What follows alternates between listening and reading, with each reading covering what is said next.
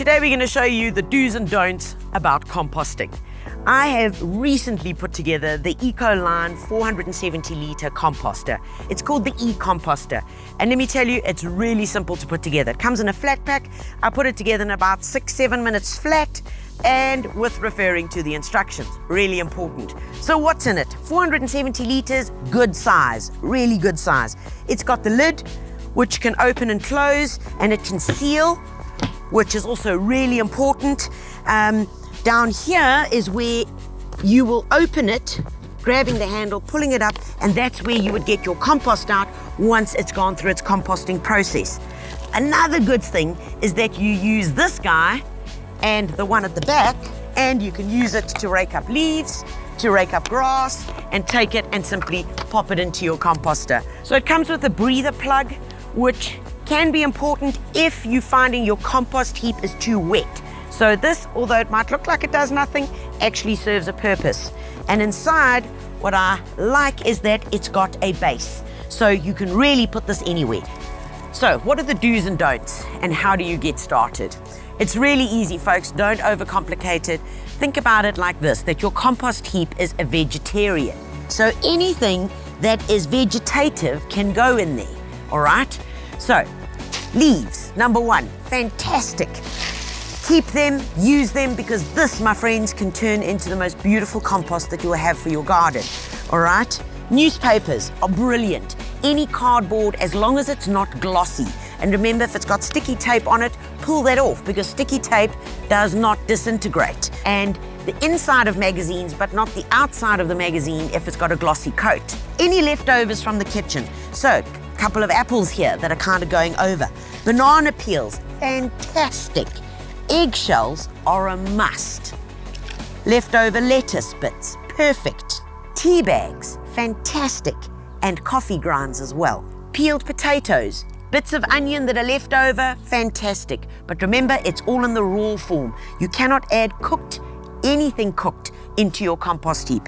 And the skins of citrus. The only reason why people might not want to add citrus to their compost heap is because it takes so long to decompose. So very good tip for you, put it into a little Ziploc bag like this, chuck it into the deep freeze, leave it there for about 2 weeks, and then from there, add it to your compost heap. Then it breaks down really quickly.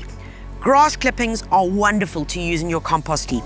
The only thing that you've got to be careful of, folks, when making a compost heap is that you want more brown element, that would be leaves or grass clippings that have dried out, to green. You want it in the ratio of 3 parts brown to 1 part green. If you start getting that ratio off, that's when your compost heap starts smelling. So if you find that there's a slight smell coming from your compost heap, all I want you to do is get some newspaper, tear it up, throw it in there, bit of cardboard and some dried leaves, and you'll have it sorted in no time. And the last thing that you need, which is most important, which everybody wants for their compost, is to get rid of bits that you've pruned away in the garden. So any garden waste. But remember, if it's diseased, you don't add it to your compost heap. But the most important part is when you are adding this, that you chop it up as small as possible. If you've got the patience to chop it all up, fantastic. If not, get yourself one of those shredders from Builders, because they do a fantastic job. The other question I'm asked very, very often is, can I put weeds into my composter? Yes, you can. The temperatures in there get really, really hot, and that actually kills the weed seeds. So, those are the rules, stick to them and you'll be okay. Right, when starting out, guys, it's good to start with the brown portion. Remember, we spoke about that ratio. So brown leaves work fantastically. If you don't have any brown leaves, just put in some newspaper or some dry grass. So in it goes. When making a compost heap, it's like making a Dagwood sandwich. You want layers. And those are the layers that we want to work with. So keeping in mind that you want a brown layer, then you want to go with green. Next up, we can go with the greens. Lawn clippings, and all that's important is that you distribute it nice and evenly, okay?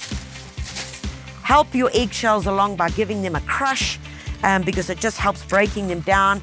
And let me tell you, this is fantastic for in your compost heap. When it comes out, you've got them crushed a bit like this, and the snails really don't like it.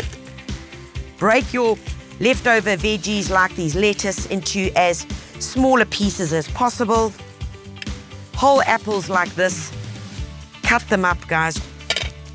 And then your newspaper. And remember we were saying that if you find that your composter is a bit wet or you're getting a slight smell, then you know you need to add in more brown. And newspaper equals brown. So tear that up into strips, and that will do the job. Remember, when it comes to adding any plant material, folks, try and cut it up as fine as possible. You cannot put logs into your compost heap and expect to get compost in 6 to 8 weeks. So folks, it's as easy as that. You just keep repeating the process, layer upon layer, and use all the vegetative material, all the leftovers that you can, and put them to good use. Once you get to the top, all right, of course, you're going to have been closing it. You now want to aid this process, and that is when you use this. Folks, this is called Organic Compost Activator.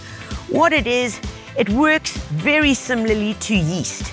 In here are millions of beneficial bacteria that as soon as you add them to lukewarm water, not hot water because that will kill them, lukewarm water, one little sachet like this into 500 mils of water. Give it a good stir, leave it to sit for about 10 minutes, and then we're going to incorporate this into our compost.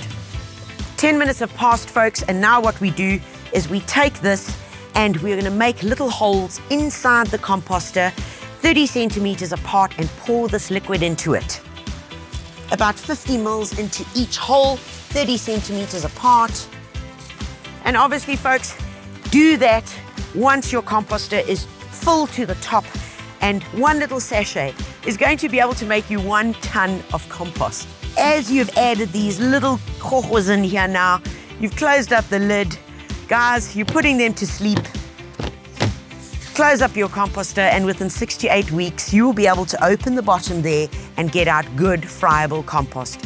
If you find that when you open it up, it still hasn't composted completely, you can get a fork in here and just turn it slightly and add a bit more compost activator. Because remember, composting is determined by temperature.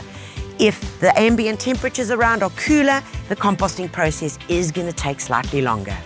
So folks, that's the 101 of composting.